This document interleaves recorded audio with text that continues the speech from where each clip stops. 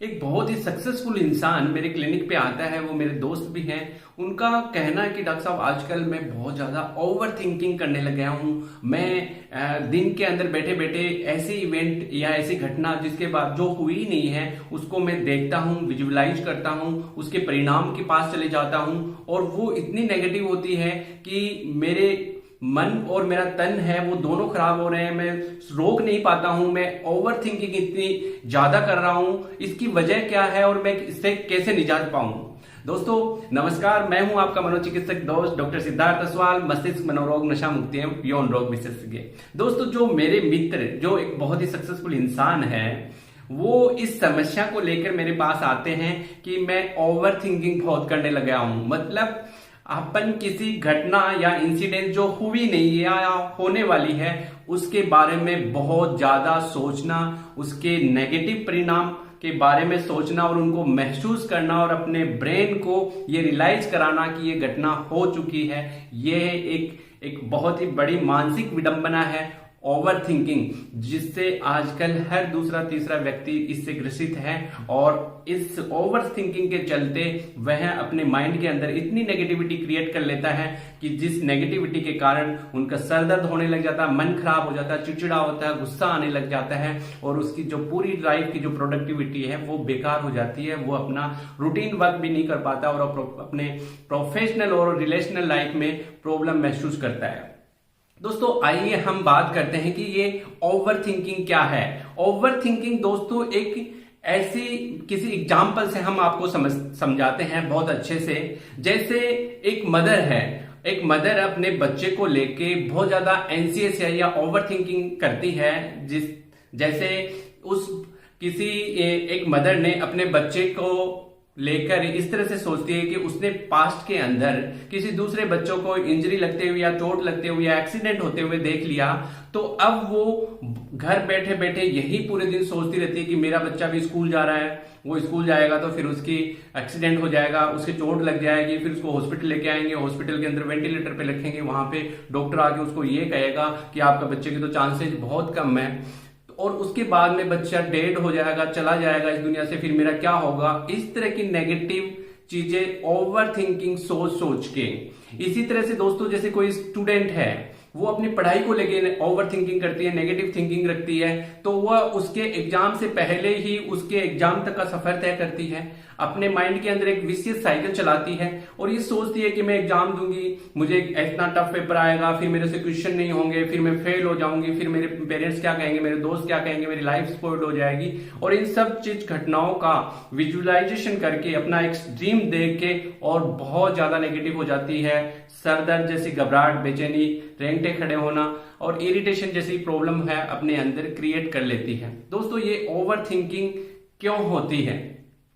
देखिए दोस्तों, जब भी हमारे माइंड के अंदर कोई भी घटना, इंसिडेंस या इवेंट होती है तो हमारा ब्रेन है उसका एनालिसिस करता है और एनालिसिस करके थॉट बनाता है। लेकिन ब्रेन एनालिसिस और थॉट बनाता है हमारे पास्ट एक्सपीरियंस और हमारा परसेप्शन। हमारा परसेप्शन मतलब हमारा दृष्टिकोण कैसा है, हमारा देखने का तरीका क्या है, हम किसी भी घटना को किस तरह से देखते हैं और अपने माइंड के अंदर उसकी क्या छाप रखते हैं। और हमारे जो पास्ट एक्सपीरियंस जो हमारे सामने घटित हुई है, ब्रेन के अंदर इस तरह की जो एनालिसिस होती है वो हमारे पास्ट एक्सपीरियंस और हमारे दृष्टिकोण के अकॉर्डिंग उस घटना से हमारे अंदर थॉट्स बनते हैं, थॉट से हमारे इमोशंस बनते हैं, इमोशन से हमारी फीलिंग बनती है और फीलिंग से हमारा व्यवहार बनता है। तो दोस्तों जैसे ही अपन किसी नेगेटिव चीज को परसेप्ट करते हैं तो हमारा ब्रेन के अंदर नेगेटिव थॉट्स बनते हैं, नेगेटिव इमेजेस बनती है, उससे नेगेटिव इमोशंस बनते हैं और नेगेटिव बिहेवियर बनता है।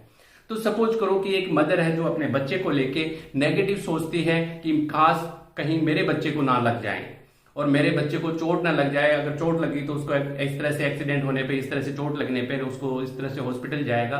तो वो एक साइकिल के रूप में चलती रहती है और इतनी सारी नेगेटिव एनालिसिस करने के बाद नेगेटिव थॉट बनाती है, नेगेटिव थॉट से नेगेटिव इमोशंस बनते हैं, नेगेटिव इमोशन से नेगेटिव बिहेवियर बनता है और बिहेवियर से वो बहुत चिड़चिड़ी हो जाती है, गुस्सा आता है, सरदर्द होने लग जाता है और काम में मन नहीं लगता है, तो अपनी जो प्रेजेंट लाइफ है उसको भी वो खराब कर लेती है। तो दोस्तों ये जो ओवर थिंकिंग है ये हमारा ब्रेन का परसेप्शन है और जब भी हमारे ब्रेन के अंदर नेगेटिव परसेप्शन होगा तो हमारे माइंड के अंदर नेगेटिव न्यूरोनल पैटर्न बनेंगे और ये नेगेटिव न्यूरोनल पैटर्न हमें फिर नेगेटिव थॉट देंगे, नेगेटिव थॉट से फिर नेगेटिव न्यूरोनल पैटर्न बनेगा और इस तरह से हमारे ब्रेन के अंदर, हमारी सोच के अंदर, हमारे विचार के अंदर, हमारी पर्सनैलिटी के अंदर नेगेटिविटी बहुत ज्यादा हावी होगी।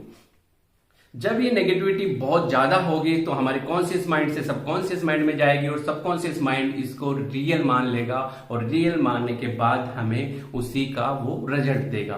तो दोस्तों, हम जब भी ओवर थिंकिंग करते हैं किसी चीज को लेके तो इस तरह से हमारा ब्रेन है वो विशेष साइकिल में जकड़ा जाता है और हमारे ब्रेन के अंदर नेगेटिव न्यूरोनल पैटर्न बनता है। अब इस नेगेटिव न्यूरोनल पैटर्न और ओवर थिंक को रोके कैसे? क्या कोई इसका ट्रीटमेंट है? यस दोस्तों, बहुत ही अच्छा क्वेश्चन है और हाँ, इसका सॉल्यूशन भी है। बिना दवाइयों के भी आप अपनी ओवर थिंकिंग को रोक सकते हैं। दोस्तों, बहुत अच्छे से समझिए, 1 बाय 1 इस पॉइंट पे अपन डिस्कशन करते हैं। पहला जो पॉइंट है वो है कि हम किसी भी नेगेटिव ओवर थिंकिंग को रियल ना समझे, उसको लेके डिप्रेस ना हो, उसको रियल ना समझे। जब हम किसी घटना को, नेगेटिव इमेज को, नेगेटिव थिंकिंग को हम रियल समझते हैं और हमारे माइंड को अलाउ करते हैं कि ये घटना वास्तव में घटित हो रही है, हम उसके लिए विजुअलाइजेशन करते हैं, मतलब ड्रीम देखते हैं और उसको फील करते हैं, तो हमारे सबकॉन्शियस माइंड के अंदर वही चीजें सेट होकर न्यूरोनल पैटर्न बनता है और न्यूरोनल पैटर्न से हमारे ब्रेन के अंदर नेगेटिव फीडबैक जाता है और उसी वजह से हमारी थिंकिंग है वो नेगेटिव होती है, हमारा ब्रेन है उसका एनालिसिस भी नेगेटिव करता है। तो पहला पॉइंट ओवर थिंकिंग को रोकने के लिए कि आप डिप्रेस ना हो, आपको किसी भी नेगेटिव इमेज को लेके डिप्रेस नहीं होना है। सेकंड पॉइंट, आप उसको फेक ही समझे, जो आपके अंदर नेगेटिव ओवर थिंकिंग आ रही है उसको आप रियल ना माने।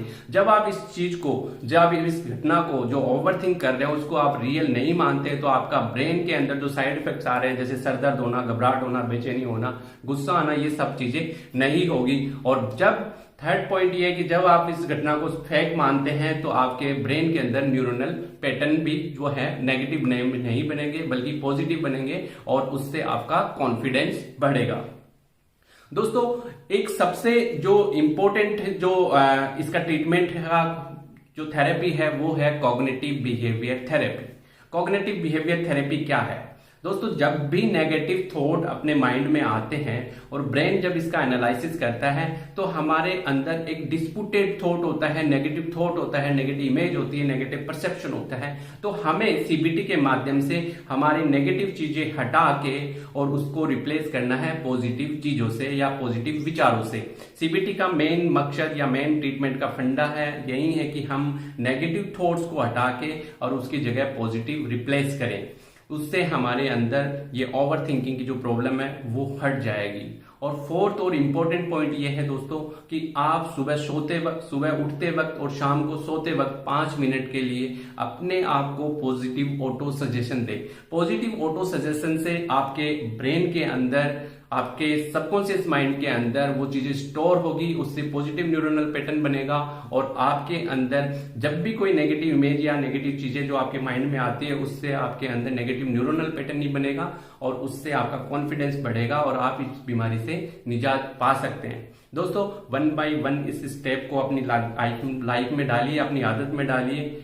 ओवर थिंकिंग बहुत बड़ी समस्या नहीं है, ये आपने ही क्रिएट करी है, इसी का इलाज ये है। आप इन पॉइंट को अपनी लाइफ में अपनाइए और ओवर थिंक से निजात पाइए। वीडियो कैसा लगा दोस्तों?